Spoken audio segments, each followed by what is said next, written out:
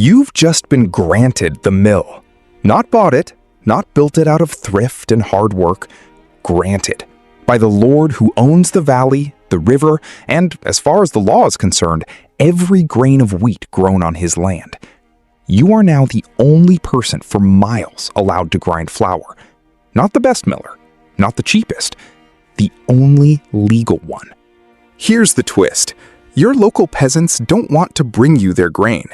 Many of them will try to grind it at home, in secret, with a hand quern hidden under the floorboards, because bringing it to you means giving up a slice of every single harvest, forever, whether they like your service or not. And that's exactly why this is one of the most quietly profitable businesses in medieval Europe. You don't succeed by being good at milling. You succeed because the law made it illegal to compete with you. A medieval mill is a water wheel turning a set of paired grindstones connected by a wooden gear train that converts the river's rotation into force strong enough to crush grain into flour. But what you're really acquiring isn't a machine, it's a right. In most of medieval England and France, this is called the ban, or in England, soak, the lord's legal monopoly over grinding grain within his jurisdiction, which he then leases to you, the miller, in exchange for rent and a cut of your take. Your customers aren't customers in the normal sense. They're the Lord's tenants, and under the ban, they are legally required, not encouraged, required, to bring their grain to your mill and nowhere else. Peasants caught grinding their own grain at home or sneaking it to a rival mill in the next village could be fined or have their equipment confiscated. So before you've turned a single stone, your customer base already exists, is legally captive, and has nowhere else to go. That's not a marketing win. That's the entire business model. You almost certainly aren't paying for this yourself. The Lord builds and owns the mill as capital infrastructure, then leases it to you as tenant operator, the medieval equivalent of a franchise agreement, except you didn't choose to buy in. You bid for the concession or inherited the lease.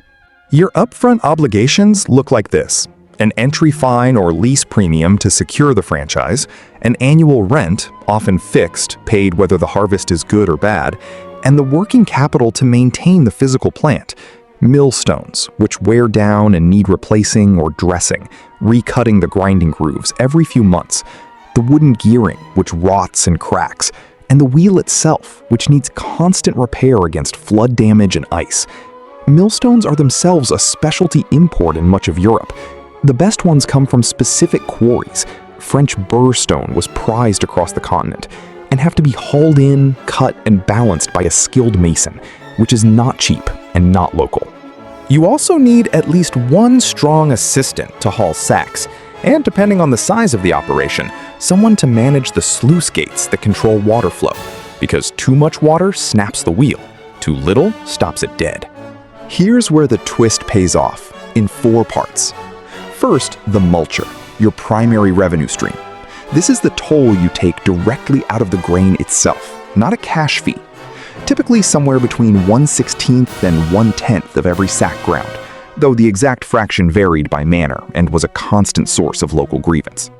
You don't invoice anyone. You simply keep a portion of what comes through your door, every single time, on every single household's grain, all year, every year, regardless of whether you did a good job.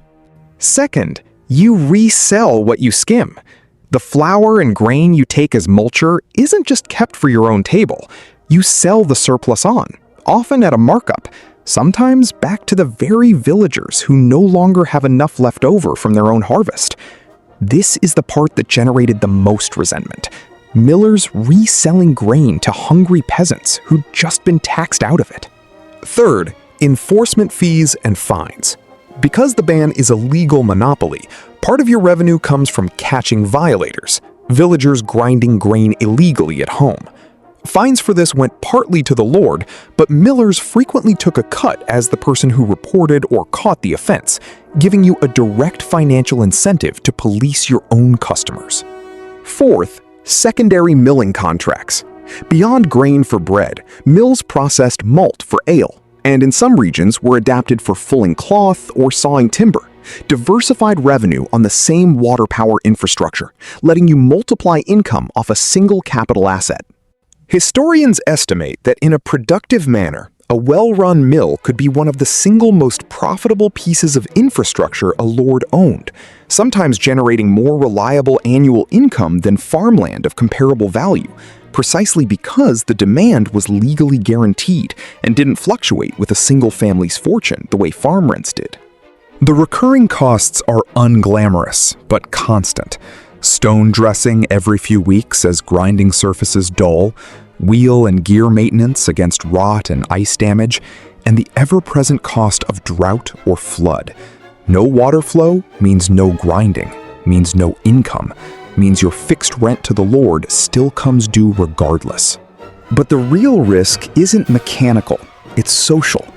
You are, structurally, one of the most hated figures in the village, not because you're personally cruel, but because your entire livelihood depends on extracting a toll from people who have no alternative and often can't spare it. Medieval folklore is full of cheating miller stories for a reason.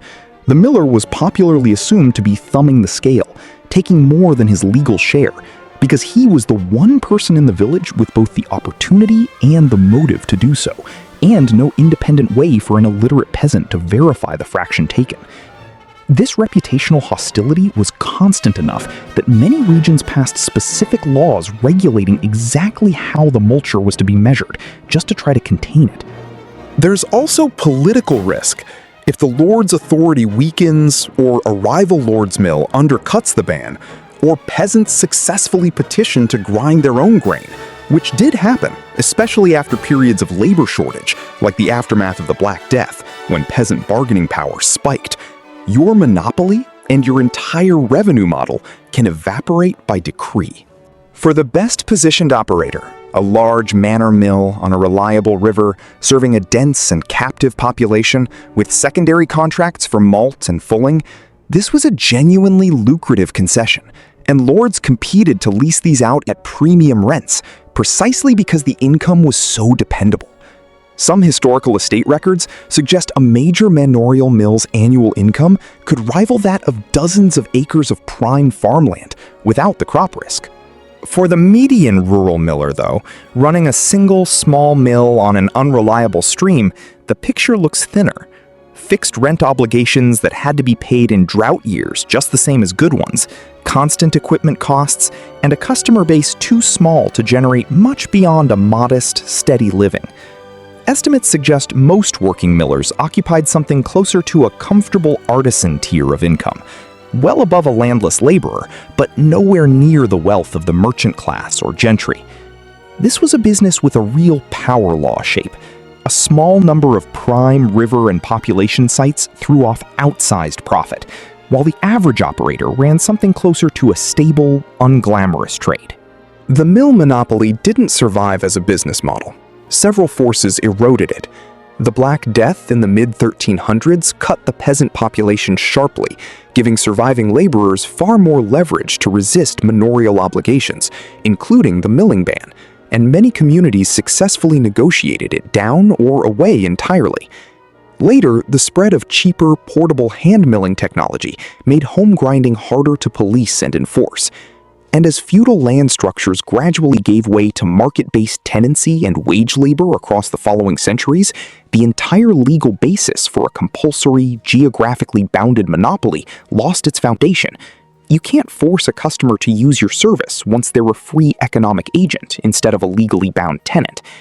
By the early modern period, milling was still a business, but it was a competitive one, priced by service quality rather than guaranteed by decree. This is, structurally, the medieval version of a captive customer infrastructure monopoly, and the parallel to modern utilities and regulated infrastructure providers is remarkably direct. Think about a municipal water or power utility with an exclusive service territory. Customers can't shop around. The price is essentially a toll baked into a bill they can't opt out of. And the provider's profitability comes not from delighting customers, but from the durability of the monopoly grant itself. Public resentment toward utility companies today echoes the cheating miller folklore almost exactly. a captive customer who suspects they're being overcharged with no real way to verify it and no alternative provider to switch to. It also maps onto modern platform toll business models, a payment processor or app store operator taking a fixed percentage cut of every transaction that passes through their required infrastructure, regardless of whether the seller is happy about it. And just like the medieval mill, these arrangements are politically fragile. When the underlying legal or market leverage that enforces exclusivity weakens through regulation, new competition, or public backlash, the toll rate becomes an open and often existential negotiation. New video every week, breaking down the real economics behind history's strangest businesses.